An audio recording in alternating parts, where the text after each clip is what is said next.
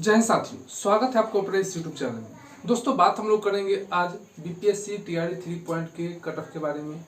और आज हम आपको लाइव कट ऑफ बताने जा रहे हैं। और ये जो कट ऑफ है, आप पूरी वीडियो को देखें और टेलीग्राम चैनल से नहीं जुड़े हैं तो वहाँ जाकर जुड़ जाए, क्योंकि काफ़ी सारे बच्चे हैं जो वहाँ पर जाकर जुड़े हुए हैं और उनको जो भी खबर होती है सभी उस टेलीग्राम में डाल दिया जाता है, पीडीएफ में हो या पेपर कटिंग में हो।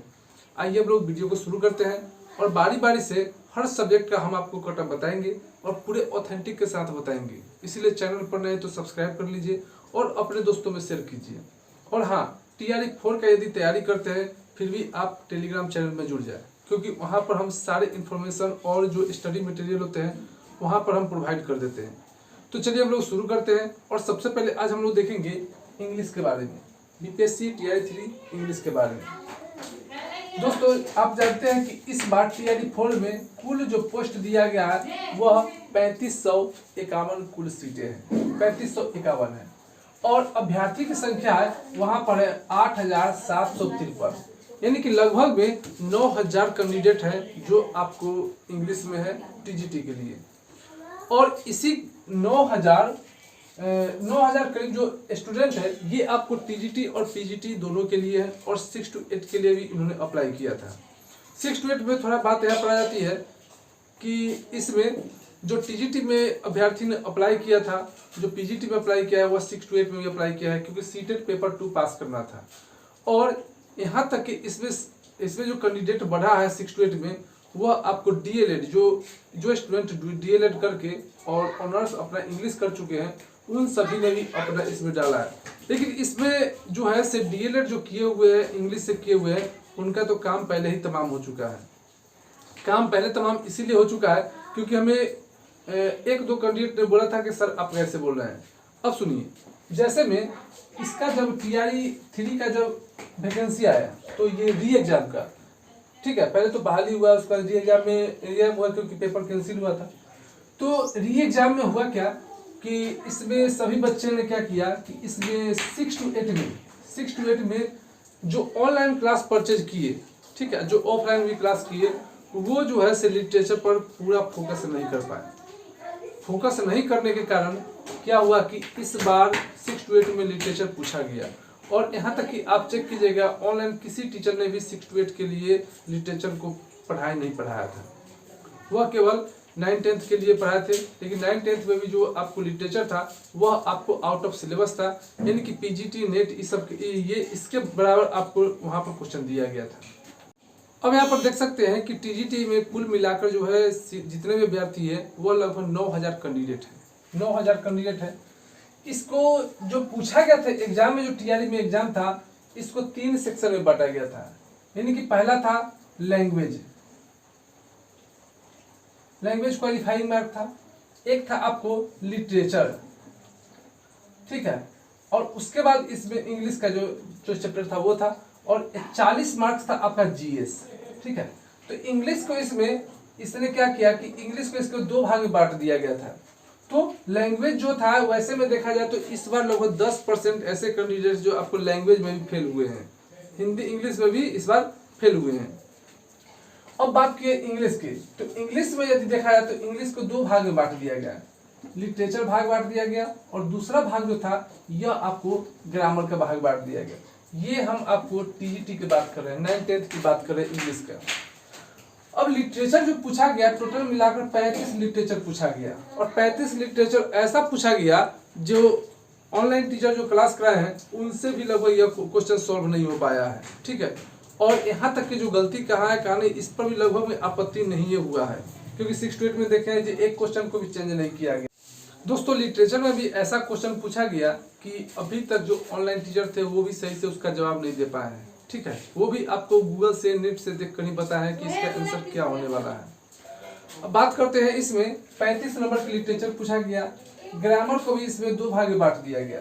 इसमें से 20 मार्क्स को आपको जो दिया गया वह 20 मार्क्स का आपका था पैसेज, और पैसेज ऐसा उठाया गया जिसका आंसर सही से नहीं खोज पाना था, ठीक है, सही से नहीं मिल पाया। ये भी सेक्शन गड़बड़ हुआ। ग्रामर का जो पार्ट दिया गया, जो ग्रामर जो बच गए, तो टोटल मिलाकर इसमें हो गया कितना, 5 और 3 और 2 5 यानी 55 नंबर। तो टोटल मिलाकर ग्रामर देखा जाए तो 25 नंबर का आपको ग्रामर पूछा गया। ग्रामर इसमें भी वैसा पूछा गया कि वो भी आपको सभी बच्चे के लिए सर दर्द ही पड़ गया, क्योंकि वो पढ़ कर गए थे कुछ और वहां पर पूछा गया कुछ और। तो ये भी था, ये भी बच्चे को फोर्स कर गया।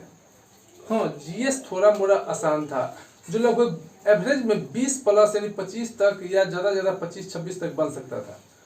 तो आप यहाँ पर देख सकते हैं कि लिटरेचर में 35 नंबर जो पढ़ के गया है वो भी, जो नहीं पढ़ के गया है वो भी, सभी ने आंख मूंद कर ही मारा है। तो एवरेज यहाँ पर देख सकते हैं ज़्यादा से ज़्यादा कम से कम 10 और ज़्यादा से ज़्यादा 15 नंबर आपका लिटरेचर में सही हुआ होगा। ठीक है, इससे ज़्यादा नहीं हुआ होगा। ठीक है, पैसेज और ग्रामर में बात किया जाए तो पैसेज टोटल मिलाकर 20 था, इसमें से मुश्किल से 8 से 10 ही सही हुआ होगा। ठीक है, जब कितनों पढ़े होंगे तो कम से कम 8, ठीक है, और ज़्यादा से ज़्यादा सही हुआ होगा तो 12, इससे ज़्यादा आपका सही नहीं हुआ होगा। ठीक है, और ग्रामर में बात किया जाए 25 नंबर, 25 में कम से कम आपका 10 सही हुआ होगा और ज़्यादा से ज़्यादा आपको 15 सही हुआ होगा। ज़्यादा ज़्यादा यहाँ कम लिख रहे हैं और यहाँ ज़्यादा लिख रहे हैं, और इसी के बीच में आपका नंबर होगा। ठीक है, जीएस की बात किया जाए तो जीएस आप देख सकते हैं तो 25 नंबर लाने वाले भी है, 30 नंबर भी कुछ स्टूडेंट लाए हैं, कुछ 22 नंबर भी लाए हैं, इसी प्रकार से लाए हैं। तो कम से कम इसमें 20 नंबर और ज़्यादा से ज़्यादा यहाँ पर आपको 28 नंबर, ये है आपका टोटल मिलाकर 120 नंबर का आंकड़ा। अब यहाँ पर देख सकते हैं कि यहाँ पर 8, 2 और 2 4, यानी कम से कम आपको जो नंबर आया होगा वह 48 नंबर आया होगा, और ज़्यादा से ज़्यादा नंबर आया होगा तो जोड़ लीजिए 5 और 2 7, 5 12, 12 8 20, 2 2 4, 4 और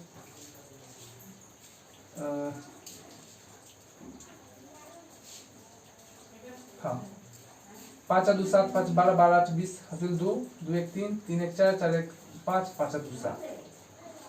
नहीं, कुछ गड़बड़ हो रहा है इसमें।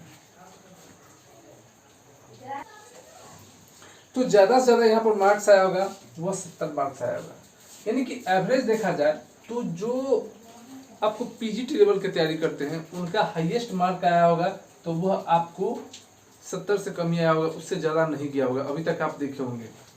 लेकिन इतना जो है, इतना नंबर किसी का नहीं आया है। ठीक है, ये हम हाईएस्ट जोड़े हैं जो आपको आसानी से बन जाता है, लेकिन यह जो है ये आपका एवरेज नंबर है 48 नंबर। ठीक है, लेकिन जब जनरल की बात किया जाए, जनरल में बात किया जाए तो यह ज़्यादा से ज़्यादा जो हम 70 बताएं वह आपको ज़्यादा से ज़्यादा 60 पर गया होगा, 62 पर गया होगा, इससे ज़्यादा नहीं गया होगा ज़्यादा से ज़्यादा। तो 60 62 ये सभी नंबर लाने वाले हैं कौन? तो ये सभी वही लाए होंगे जो पीजीटी की तैयारी कर रहे हैं। ठीक है, क्योंकि क्वेश्चन पीजीटी लेवल के था, नेट लेवल के था।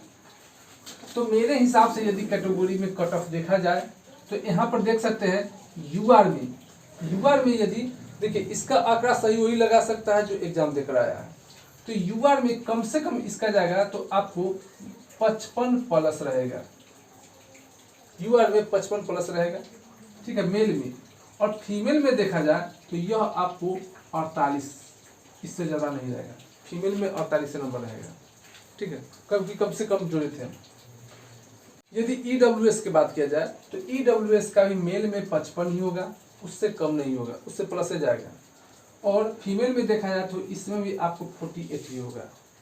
बात करें बीसी का यदि देखा जाए तो इसमें आपको 50 प्लस माइनस 2 नंबर होगा, 50 प्लस माइनस 2 होगा, क्योंकि ये कैटेगरी के बात है। ठीक है, ये जनरल नहीं है। ये आपको 55 है तो ये आपको 50 से नीचे भी हो सकता है। ठीक है, और फीमेल में देखा जाए तो इसमें भी आपको 50 प्लस माइनस 2 में ही रहेगा बीसी में।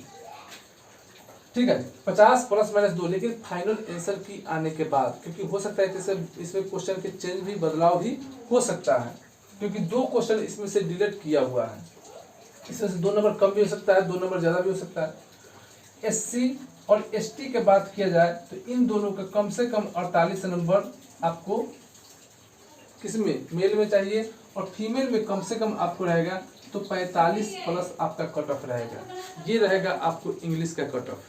ठीक है, और ये जो हमने जो बताया क्या यह आपको सही लग रहा है या नहीं लग रहा है? यदि सही लग रहा है तो आप हमें कमेंट बॉक्स में बताएं, क्योंकि इस तरह के वीडियो हम आपके लिए बढ़िया से उस पर विचार करके आपको लेकर आएंगे। तो फिर मिलते हैं अगले वीडियो में।